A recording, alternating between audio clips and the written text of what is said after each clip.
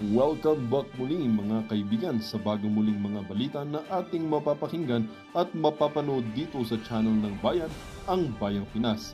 Dito, ating matutunghayan ang mga bagay na nangyayari sa ating bansa, partikular na umano sa loob na mismo ng gobyerno at lalong-lalo na dito sa kasalukuyang administrasyon.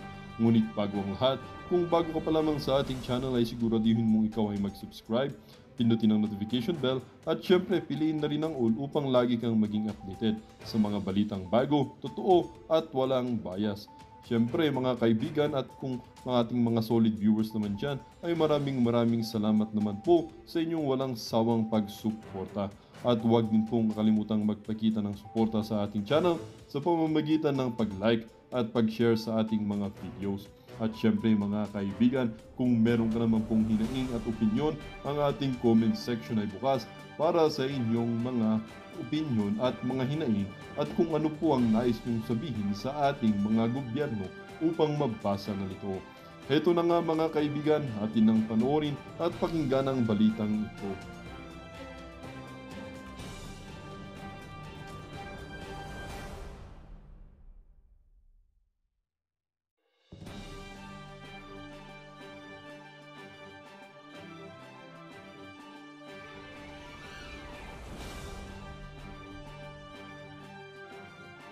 Discuss about the activities and politics and laws, but I am not into politics. But I just do not know. I do not know why they chose me. I did not apply. I was just invited. And maybe 2 to 3 days, I had no decision yet. And I was contemplating at the time not really to accept, but when I was told that I could help curtail fake news through this position, then and I prayed, then I accepted. Yeah, I'm curious, Attorney Claire, who invited you? Who invited me? Sino anak ng toka? Sino mag-iimbita? Natural yung mga yung mga nag-aaring uri sa Malacanang. Malamang sa malamang, yung mga galit kay Atty. Vic Rodriguez. Kaya natin sinawa, no? Para pala ma-segue yung mga galit kay Atty. Vic dyan sa Malacanang dahil hindi na pagbigyan yung kanilang mga mithiin, no? Nung nandiyan pa si Atty. Vic. Yun ho ang kadahilanan. Hindi ho yan sinibak. Hindi kagaya ng iba dyan, sinisibak na ayaw pa.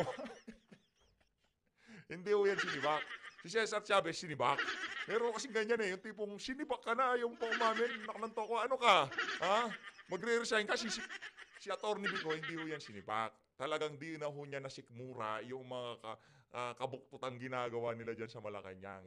Yun ho talaga ang buong katotohanan dyan. Tuloy! Not divulge, Miss Karen. I will not divulge. Siyempre, hindi pwedeng pagsabi. Pero sigurado, yung mga individual na nag-recruit dito kay Claire Castro dyan sa Malacanang, yun din ho yung mga tao na nininira at galit na galit kay Atty. Vic at kay Tatay Digong at kay Congressman Rodante Marcoleta.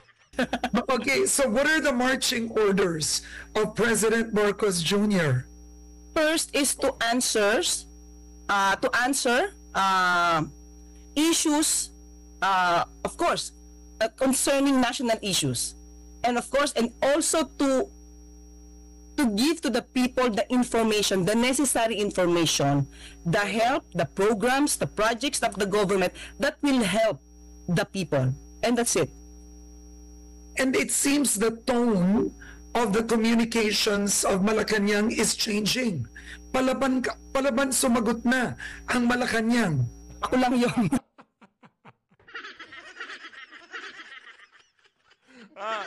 Yung mga tirada na yun, itong si Claire Castro, yun ang dahilan kung bakit siya hinar ng Malacanang. Yung pagiging hardliner niya sa mga Duterte, yun ho talaga. Ito naman si Ma'am Karen Davila, ha? Yung vlog ho niyan, ito sa totoo lang, wala naman talaga nanonood sa vlog nitong si Claire Castro. Pero, kumbaga, marami naman nung kasing mga vlogger dyan, galit sila kay Tatay Digong. Di natin malaman kung anong ginawa ni Tatay Digong sa kanila. O baka kumikita sila sa administrasyon ba kung bakit galit na galit sila. Marami dyan, marami mga abogado dyan na nagpa-vlog. At kunyari, nakagitna sila, na bumabanat sila sa mga Duterte, bumabanat sila sa administrasyon. Pero ito kasi si Claire Castro, malinaw yung tayo niya na ako, didilaan ko ang tumbong ni Lisa Araneta Marcos. Yun hong tayo niya sa kanyang pagbablog, kaya mabilis pa sa alas 4, talaga namang, siyempre kinontak siya ng sino, si Emerald Ridaw, yung bang kumontak. Sino ba sa PCO? Wala na si Cheloy Garapil, di ba? Nasibak na rin siya, di ba? Si Cesar Chavez, wala na din. Si Emerald Bukangkang. Di ba sabi nito si Maharlika? Emerald Bukangkang tawag niya doon. O siyempre, isa ho sa mga, yang si Emerald. Sa ano ho natin yan eh. Yan yung nasa likod ng pick-up nung panahon ng kampanya, tapos video siya ng video habang nakabukangkang siya. Yan ho si Emerald Bukangkang. Malamang sa malamang si Emerald Bukangkang ang nakipag-usap dyan sa ali na yan. O di naman ho kaya pinatrabaho hindi na makakausapin ni Cesar Chavez siya. Si Emerald Bukangkang talaga, malamang sa malamang. Ako lang yan. Is that a tone that Malacanang wants you to take? No. So yung pagiging undersecretary mo, lahat lang na lumalabas sa bunganga mo, talagang yan lang kumbaga sa yan, sole decision mo yung mga yan. Yung mga sinasabi mo sa social media, kumbaga sarili mong desisyon ang gagaling talaga sa saloobin mo, ganun ba? Hindi, wag mo kami lukuhin. Yaan decision ng Malacanang. Kung ano mga lumalabas sa bunganga nitong si Claire Castro, yun ho talaga ang tayo ng Malacanang. Ngayon naman, And as a matter of fact, Budol. Maniniwala ho kayo sa sasabihin nitong ali na to. Budol ho yan. Kaya ho natin pinapanood yan para mahubaran. Mahubaran yung kanilang mga kalokohan dyan sa Malacanang. Kung matakin mo, kukuha ka. Doon pa lang makikita na natin Doon pa lang sa pagkuha dito kay Claire Castro bilang undersecretary, kitang-kita na ho natin na walang gagawin ng administrasyon na to kung hindi banata ng mga Duterte. Anong sasagutin mo? Madam, anong sasagutin mo na katanungan ng sambayan ng Pilipino? Sa pag-upo mo ngayong panahon na to, meron na ho ba kayong sinagot about sa kriminalidad? Meron na ho ba kayong sinagot about dan sa kulang-kulang na Bicam report? Meron na ho ba kayong sinagot about sa illegal na droga? Wala. Wala kayong sinagot. Pag-upo, paglapag nyo dyan sa PCO, ang binanatan nyo kagad, puro mga Duterte. So anong trabaho nyo ngayon dyan? Kung ano ang trabaho nitong si Larry Gadon, ganun din ho. Bagay kayo ni Larry Gadon, mag-collab kaya kayo. Abangan natin, baka itong dalawa na to mag-collab. Yung isa nagmumura, yung isa kung ano-anong binabanat, di ba? Abangan natin, malamang sa malamang, magkakaroon ho ng huntahan yung dalawa na yan, yung si Larry Gadon at itong si Atty. Miss Karen, yesterday was our first day. Supposed to be just an oath taking. Our first day was supposed to be March 1. But there were already questions being asked, so I have to answer. So I feel even Malacanang was surprised na ganun yung tone ko. Okay, and I wanted to ask you, is Malacanang as a whole changing its tone? Because during the campaign trail, you had President Marcos Jr. say things like, yung kandidato ng kabila parang pinabili lang ng suka. Ayun, yan na nga ba sinasabi natin pagka usaping suka, kaya nga linagay natin dyan yan Yan mga kababayan, kaya ho natin linagay dyan yan. Proud Team Suka, at huwag ho kayo mag-alala, nag-chat na ho si Ma'am Pamela kasi siyempre i-chat natin yan. Sabi kong ganda nung damit ni Atty. Vic, Ganda-ganda, gusto ko yan. Team Suka pala gusto. Ganda, di ba? Ang angas ng pagka-design. Sino kaya nag-design yan? Sa totoo, mahusay yung mga graphic artist ng mga natin sa mga kaparlor natin. Magagaling sila. It was a tone that it doesn't speak of his personality. Is this the new tone of the president? No. We have not talked about that, but maybe he's just kind of disappointed on what was happening and what is happening, especially of the fake news. As a president, he said before he doesn't need a spokesperson. maybe because of disappointments on what is happening, he has to say those words. Yeah. All right. So let's start first with this. You clapped back at former President Rodrigo Duterte. It's all over the news. But eto tanong ko, isn't this what Duterte wants? Gusto niya patulan siya eh. Ito talaga si Ma'am Karen Davila, mahuhusay yun ito.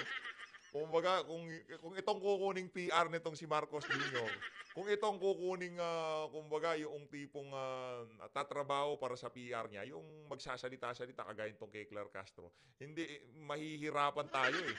Kaso ang hinarap nila sa atin eh, wala akong utak eh, itong si Claire Castro, mahina ako diskarte eh. Paglapag pa lang niya, alam na ho natin, kumbaga, nakaano pa tayo, pinipinta pa lang natin yung barahan natin, linapag niya na huli sa kanya.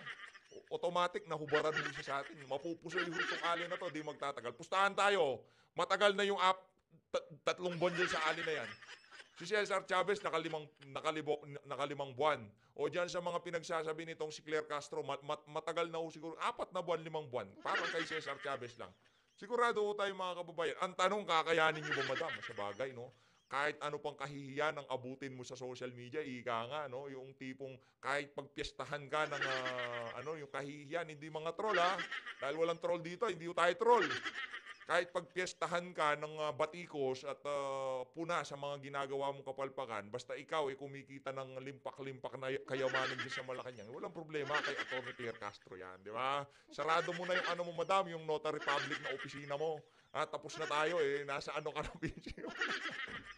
Anak lang daw, trabaho pala niya, nagnonotaryo. Hoy, walang masama doon sa pagnonotaryo.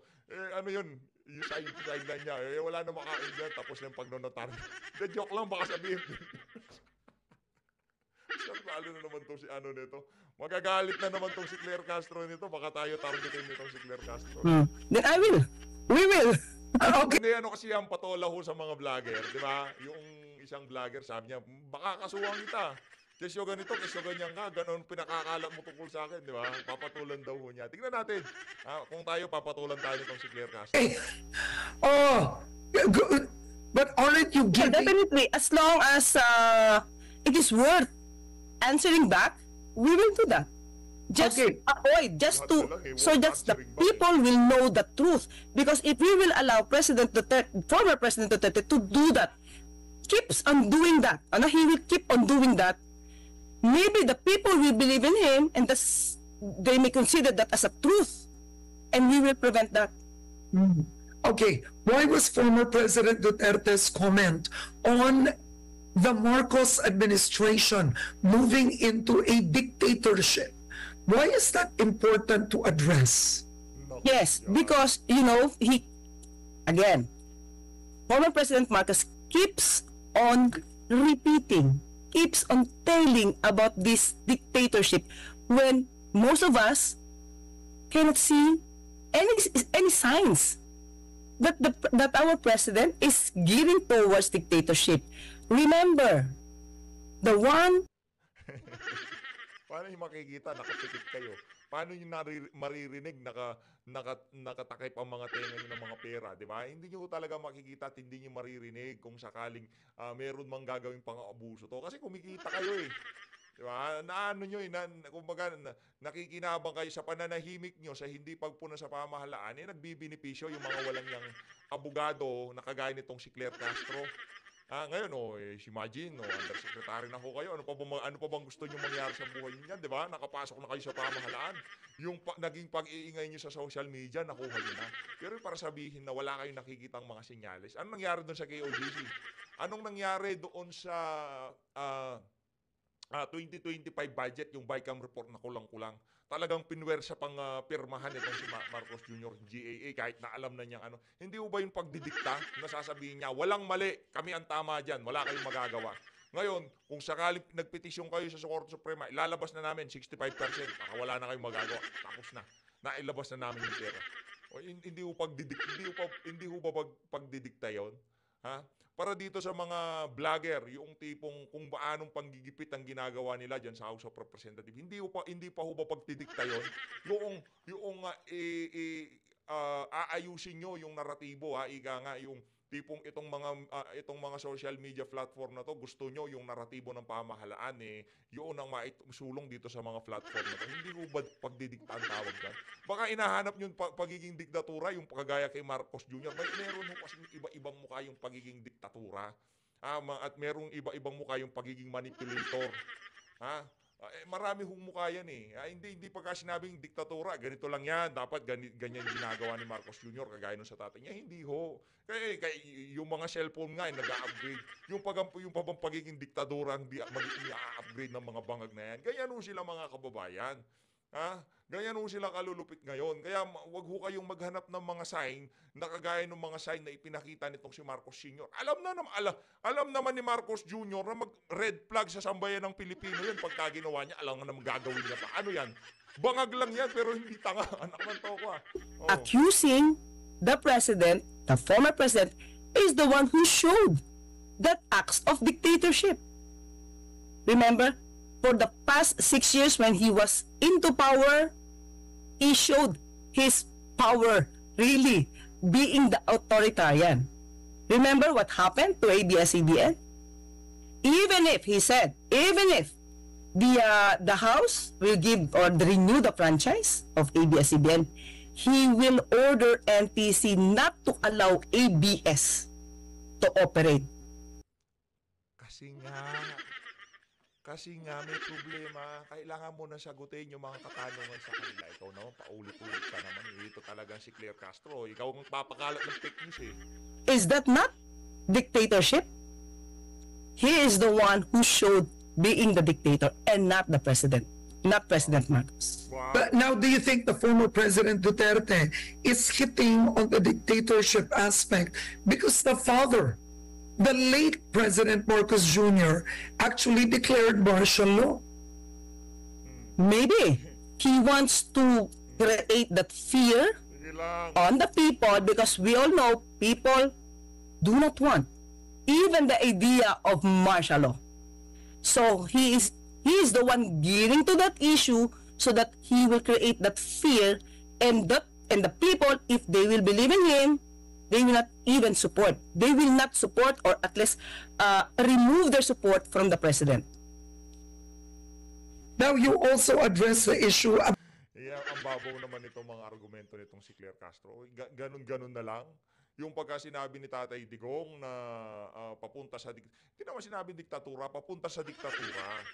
Ngayon, ayaan natin yung panahon na magsabi kung totoo nga ba yung na hindi papunta sa diktatura tong administrasyon na to. Wala ka sa lugar para magsabi, Claire Castro. Sabagay, sasabihin mo talaga wala hindi magiging diktatura to kasi kailangan mong depensahan ang administrasyon. Pero iba ho yung ordinaryong Pilipino, sila ang makakapagsabi at sila ang makakakita kung saan na nga ba papunta ang administrasyon na to. Ngayon, kahit anong propaganda, anong kabalbalang sabihin nyo sa social media na kasi hindi papunta doon ang administrasyon itong si Marcos Jr., taliwas naman doon ang nangyayari sa nakikita ng ating mga kababayan. Ibang usapan ho yun. Hindi porket sinabi ni Tatay Digong, di naman ho mga tanga ang Pilipino. Yan ang problema At tinatrato nyo bilang mga bobot tanga ang sambayan ng Pilipino. Yung tipong pagka sinabi na ni Tatay Digong, automatic, ganun na yon. Hindi ho. Siyempre, titignan pa natin. Pero base sa nakikita ng sambayan ng Pilipino, at kaya natataranta ngayon ang Malacanang, kaya ginawa kang undersecretary dahil alam na ho nila na napapansin na ng sambayan ng Pilipino na meron ho talagang mga red flag na ginagawa itong administrasyon na to. Ang tanong, base sa ating mga nabanggit na ginagawa ng administrasyon na to, tanungin ko ho kayo, yung mga kababayan nating OFW, wala pa ho ba tayo sa diktatura? Sa ginagawa ho nilang pagmamaniobra sa budget, sa ginagawa ho nilang pagyurak sa karapatan ng ating mga kababayan, nangyari dyan sa KOJC, kay Pastor Apollo Kibuloy, wala pa ho ba tayo sa diktatura? Diba? Anong gustong pag-usapan ng sambayan ng Pilipino? Dapat pag-usapan natin yung 2025 budget. Anong ginagawa ng administrasyon? Linihiso nila ang usapan, dinalaho nila sa issue ng impeachment ni VP Sara. Para saan? Para madiktahan ang naratibo. Para mailihis ang naratibo, para hindi mabaling sa isip ng ating mga kababayan yung mga kalokohang pinagagawa nila. Huwag po nating hanapin yung mga sinyales na ipinakita nitong si Marcos Sr. Matalino, ano yan? Hindi siya matalino. kumbaga, ika nga, bangag lang ako pero hindi ako tanga.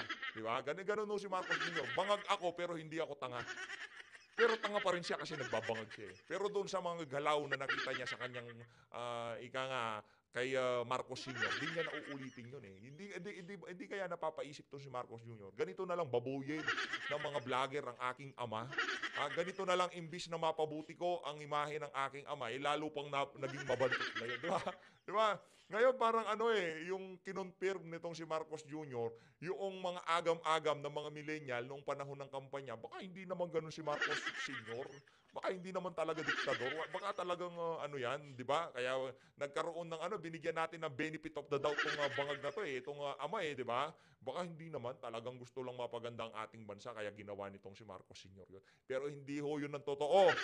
Ang totoo ho, talagang mga walang yayang mga Marcos na yan. Kaya ang sinasabi ho natin dito, bantay kayo, ika nga ni Tatay Digong. Tuloy pa ba natin itong kay Claire Castro? O tuloy ho natin. About the gold. And alam mo, ito tanong ko nga, Attorney Claire, matagal na tong kwento, di ba? Ang mga Marcos may Yamashita Gold. Ang dami nilang ginto. Binenta ang ginto ng kung ano-ano. Why did you address this in a press conference? Because it was also stated by former President. Siyang malinaw pa sa sikat ng araw na ang trabaho mo dyan sa PCO tagasagot sa mga banat ng mga bumabatikos kay Marcos Jr. Kung sino man ang bumanat kay Marcos Jr., sasagutin ho nitong si Claire Castro.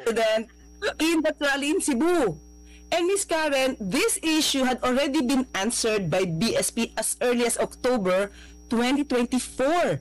They explained that selling gold, pag mataas kasi yung gold, parang stocks sell high. Parang Paano na yan? Patataas na naman. Ganun eh.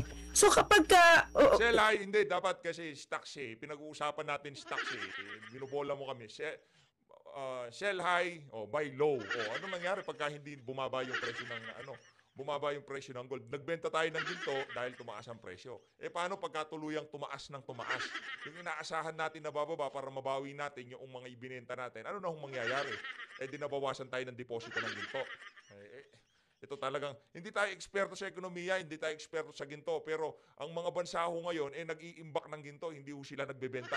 Yun ang nababasa natin sa mga news na nag-iimpok sila ng maraming ginto ngayong mga panahon na to. Kasi yung fiat currency, yung pera, yung perang papel, pawala na ho yung ng value yan. Ika nga, kumbaga, pabalik ho tayo doon sa doon sa mga ginto, yung silver, mga ganun ho. Kaya hindi ho natin maintindihan itong administrasyon na to kung bakit nila ginawa yon. Bago pa ho tayo maubusan, ito napasarap yung natin dito kay Ma'am Karen Davila dito kay pangalan ito, Claire Castro. Parang Franz Castro, magkatunog, Franz tsaka Claire. Pati punto ng pagsasalita nila, siyang ang tunay, parehas na parehas. Dito tayo kay Atty. Vic Rodriguez. Naka-file po sa Korte Suprema yung kaso nating for prohibition. Baka Atty. Vic Rodriguez yan, di ba? Yan talaga yung isa sa mga malupit. Sinong kasunod na malupit niyan? Congressman Rodante Marcoleta, Pastor Apollo Kibuloy. Sila, narinig na ho natin nagsalita yung ating mga kandidato. Suportahan natin lahat ng mga kasama nila. Ayan si Atty. Vic. Nakita nyo ho, kinampanya niya itong si Atty. Jimmy Bondoc. Congressman Rodante Marcoleta, Pastor Apollo Kibuloy. Kung nagpapalakasan sila ngayong mga panahon na to, yun ang kailangan natin. Yang mga ganyang klaseng galaw kailangan natin. Kung sila nagpapalakasan, kung sila ini-endorso nila yung isa't isa, tayong mga taga-suporta, pagka hindi ho natin kinampanya itong mga individual na to sa ating mga mahal sa buhay, may problema tayo dyan. Natuwang-tuwa tayo. Kung si Condante, ini-endorso siya Atty. Vic Rodriguez, palakpakan. Diba? Ganun-ganun tayo, diba? Tapos maya-maya tayo mismo. Hindi natin ini-endorso, hindi natin kinakampanya yung ating mga kandidato. Naku, parang tayo mga may saltik nun. Huwag natin gagawin yun. Dito tayo kay Atty. Vic. Representatives, kinatawan po ng mga mamamayan ng kada distrito. Napakahalaga itong impeachment complaint. Napakahalaga at sagrado ang impeachment process. Kayo po ba, yung mga mamamayang Pilipino kada distrito, kada legislative district, kayo po ba ay kinonsulta ng mga mambabatas na pumirma sa isang maanumalyaring impeachment complaint? Kayo po ba ay nagkaroon ng public hearing? Dininig ba ang inyong opinion o kuro-kuro kung dapat ba niyang pirmahan yung impeachment complaint o hindi? Sapagkat sila po ay representative lamang natin. Hindi po natin sila boss. Kagaya ko po, aplikante ninyo pagka-senador, sila po ay nag-apply din bilang mga kongresista natin. Trabahante po natin sila. At ako po, pag pinagkatiwalaan nyo ng inyong sagradong mandato at pahirami ng boto, hindi po ako ang boss ninyo. Ako po'y magiging trabahante lang din ninyo, representante sa Senado. Yan ang dapat nating singilin sa ating mga mambabatas. Kinonsulta ba kayo? Tinanong man lang ba kayo? Nagkaroon ba ng public consultation kung mararapat siyang pimirma dito sa maanumalyang impeachment complaint laban kay Vice President Inday Sara Duterte? Hindi po nila pwedeng sabihin wala kayong pakialam. Eto na naman maghahalalan, lalapit na naman sila sa inyo. Sila po ay aplikante. Matatapos po ang kanilang kontrata bilang trabahante natin, trabahante ninyo sa inyong mga distrito before noon of June 30, 2025. Humihingi po sila ng contract renewal. Ganito po ang dapat natin trato ngayong halalan. Humihingi sila ng contract renewal na ma-extend for another 3 years yung kanilang trabaho o employment bilang trabahante natin sa Kongreso. Kung hindi kayo kinonsulta dito sa impeachment complaint na ito, sisantehin na po ninyo yung inyong mga kongresista na pumirma sa impeachment complaint. Magbago na po tayo ng empleyado. Silipin po natin yung ibang aplikante kada distrito. Tanggalin na po natin itong mga masyadong adelantadong kongresista na hindi man kinukonsulta yung kanilang mga amo o employer. Kayo po iyon, bago pumirma dito sa isang sagradong impeachment complaint process. Sapagkat alam ho ninyo, hindi biro-biro ito impeachment na ito. Hindi po tayo pagbubuuin nitong impeachment na ito, lalo tayong pagwawatak-watakin. Dapat po nga itong mga dapat iniimbestigahan ng NBI at saka ng pambansang pulisya. Di ba, litana yung kwento na karamihan sa kanila, kung hindi man lahat, ay napilitang pumirma at i-endorso yung impeachment complaint dahil may pangakong 25 million di umano at 35 million na ayit sa 25 million na akap. Wala namang nagsasalita, walang nagde-deny at may nagsasabi pa, umiikot ang balita, 100 million daw worth of infrastructure projects. That is, any which way you look at it, that is bribery. That is direct bribery, that is indirect bribery, and could even be qualified bribery, all punishable under our revised penal code. Ay dapat yan na yan ang iniimbestigahan, hindi yung kung ano-ano. At kaya po natin sinasabi na hindi tayo sang-ayon dyan sa maanumalyang impeachment complaint because kami po sa hakbang ng maisog at ang buong Team Suka ay naninindigan sa rule of law. I personally always champion for the government, for the public. Ano kasi siya, abogado. Abogado yung si attorney. Abogado siya, kaya talagang doon tayo sa rule of law. Yung mga rule of ayuda yung sa kanila Kung ano yung, kung saan sila kikita, hindi ko pare-pay mga guys sa kanilang mga constituent Kasi yan na ho talagang pinanggagalingan ang bulto ng kanilang pangungrakot ngayong araw na to. Hindi na ho proyekto. Naku, mag-iisip ko pa dyan. May wawasakin ka pa karsada dyan, di ba? Bubutas-butasin mo pa yung karsada dyan bago ka kumita. Dito sa isa na to, naku, sulat mo lang ang pangalan. 100%. Kaching-kaching ka na. Di ba? Ganun lang naman ho yun. Wala nang proyekto ngayon. Ba't mo po proyekto ka? Ba't mapagawa ka ng covered court? Huwag ka pagawa ng kalokohan yan. Ba't ka magpapagawa ng waiting shed? Huwag ka magpagawa niyan. Anong eskwela? Hindi. Ayuda lang yan. Ayuda lang katapat niyan. 150 million. Can you imagine? 150 million. Ang gagawin lang ho dyan, pangalan lang. Pangalan lang yung 150 million na yan, tapos usapan, di ba? Chaching na naman para dito sa mga congressman na to. Yun ang rule of ayuda. Pero kay Atty. Vic Rodriguez, rule of law yan, ika nga. Public officials, for the public officers, and for us, ordinary Filipinos, to always uphold, defend, and respect the Constitution. Ito pong maanomalya na impeachment complaint laban kay Vice President Inday Sara Duterte, hindi po ito produkto ng rule of law. Ito po ay pagsasalaula sa ating saligang batas.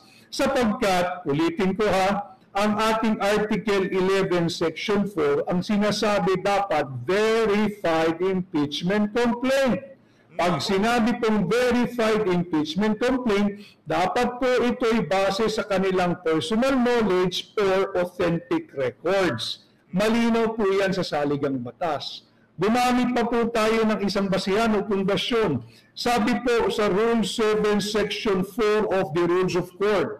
Alam po ito ng mga abogado at ng mga law students. Nakasaad po dyan, ano ba ibig sabihin ng verified complaint? Ibig mong sabihin, dapat ito ay base sa kanilang personal knowledge na basa nila at meron mga supporting authentic documents. Hindi yun po basta na lamang pumirma dahil merong pangako na AKAP, na AIX, na pondo para sa infrastruktura sa kanilang distrito o kung anumang proyekto. Sapagkat pag yan ang naging basihan, hindi po personal knowledge yun. Personal advantage po maaari, pero hindi personal knowledge. At yan nga po ay isang form of bribery. It could be direct bribery, it could be indirect bribery, and could even be qualified bribery. Batiin ko lamang po si Eileen Samson Zeniza. Atty. Vic Rodriguez, wala kami ibang maitutulong sa iyo kundi boto namin. Aba, malaki po iyon. Yung hindi po boto lang. Boto niyo po yan. Sagrado po sa akin yan. At ang aming pangangampanya sa inyo, sa inyong pangalan bilang isang OFW, ikampanya kita sa mga kamag-anak ko. Salamat po, kaibigan, kaopisina, kapamilya, kapuso, kapatid, at kating suka po. Sama niyo na po, pati mga kaklase po ninyo at naging kababata. Marami pong salamat. Kay UG Kadama, our next senator, lawyer, smart and authentic. Marami pong salamat. At shout out po kay Ron Pedidal, kay ganun din po kay Nick Caron Kader, Atty. Vic Rodriguez, ito po yung 60% ng budget sa 2025 ang nailabas. 65% po ng ating 2025 budget had been released according to the Department of Budget and Management. Malinaw po yan, inamin naman nila 65% ay na-release na po nila sa mga departments or line agencies. Kanya nga po, nag-file din tayo ng Friday, kahit po tayo ay nasa gitna ng kampanya pagka-senador ninyo, tayo po ay nag-file na rin ng motion last Friday na humihingi sa ating Korte Suprema na i-issue na yung temporary restraining order bago pa ma-release lahat ng pondo for 2025. Sapagkat, alam mo ninyo, hanapin ko lang notes ko kalahating 531.37 billion ng unprogrammed appropriation ay na-release na ho. 531.37 billion pesos. Release na po ito according to DBM, yung unprogrammed appropriation. Kaya nga po siya nakalam sa unprogrammed appropriation. Hindi po yan yung priority Unprogrammed appropriation nga. Ibig sabihin, siya ay mai-release lamang pag meron ng additional fund source. Kung meron na pong bagong revenue, bagong buwis na nakolekta, o kaya bagong naiutang. Pero ito, January pa lamang ho, yung unprogrammed appropriation o yung mga hindi prioridad ay na-releasean na ng 531.37 billion pesos. Kaya nga po ang ating titulo ngayong hapon, solusyon sa kagutuman at kriminalidad, hindi ang impeachment. Balik po tayo sa impeachment. Hindi nga po kasi ito ayon doon sa hinihingi ng ating saligang batas na verified impeachment complaint. Nabanggit ko na po yung requirement ng ating saligang batas, yung Article 11, Section 4, nandyan din yung ating Rules of Court, Rule 7, Section 4. Pati po ang sariling Rules of Procedure ng House of Representatives, dyan po sa kanilang Rule 2, Rule 2, Section 3, ng sariling rules ng House of Representatives, ang hinihingi po dapat ay base sa kanilang personal knowledge at base sa authentic document. Paulit-ulit po natin dinidiskurso ito sapagkat hindi nga po dapat aksyonan itong unconstitutional at illegal na verified impeachment complaint. Sinasabi nga rin po sa batas, marami po nakasubaybay na abogado, kahit saan po ako magpunta na meron mga abogado lumalapit at sinasabi nga sila'y nakasubaybay. Alam mo ninyo, meron tayong prinsipyo sa batas na false in one, false in everything. Pag mali ka po sa isang, mali ka na sa lahat. Ganito po ang estado ng anomalya at unconstitutional na verified impeachment complaint na inihain laban kay Vice President Inday Sara Duterte. Meron na pong challenge before the Supreme Court at ngayong hapon ay nag-issue na rin po ang Korte Suprema directing the House of Representatives to file and submit their comment within a non-extendable period of 10 days, I believe, dito sa kasong inihain laban sa unconstitutional verified impeachment complaint na inihain laban kay Vice President Inday Sara Duterte. At alam mo, kaya natin muling pinag-uusapan ito, ang titingnan mo lang naman dito yung naging basihan nila, bakit sila pumirma. Sabi, baka raw walang budget, kaya sila itatanggalin sa mayorya at magiging opposition. Pag opposition, wala ng budget. So makikita natin, hindi po base sa prinsipyo yung kanilang pagpirma at pag-aproba nitong verified impeachment complaint laban kay Inday Sara Duterte. Ito'y base sa kanilang kapritsyo. Kaya yung ating premise, kayo ba ay kinonsulta ng ating mga trabahanteng mangbabatas? Kayo ba ay kinonsulta ng ating mga elitistang kongresista?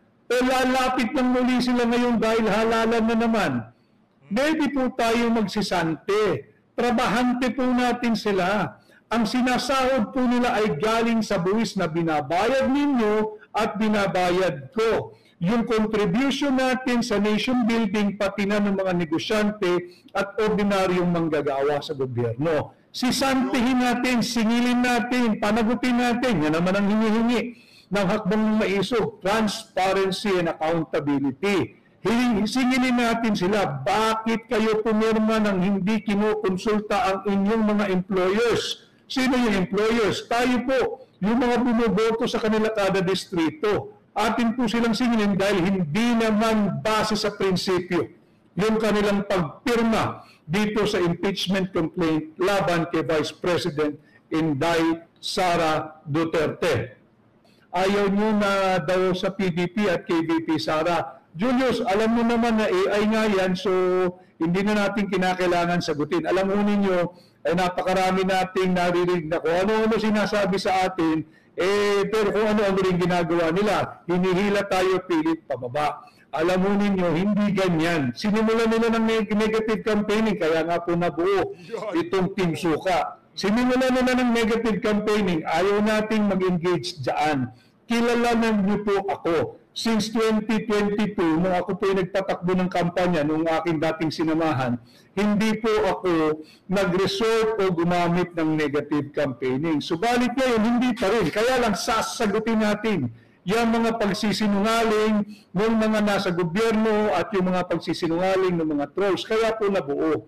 Ang Team Suka, ito po ulitin ko, ang suka po ang kalaban ng tanso, ang suka po ang kalaban ng peking ginto, at ang suka rin po ang patuloy na magbibistot, magbubulgar at pipigil at lalaban sa patuloy na pambubudol sa ating mga Pilipino.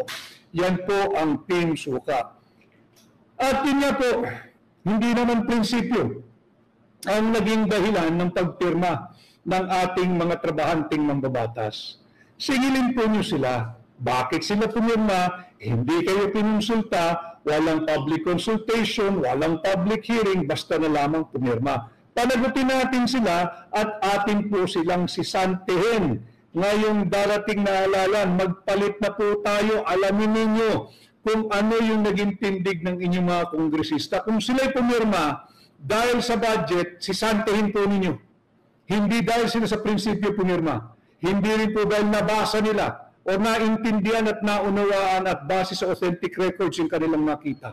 Sila po ay pumirma for convenience dahil sa pera. Dahil kanyo, pag wala daw pong pirma, matatanggalan sila ng budget. Hindi sila bibigyan ng budget. Mawawala yung ayuda. Mawawala yung AIX. Mawawala yung AKAP. Napakinggan nyo na ba ho yung sinasabing no taxes, no representation?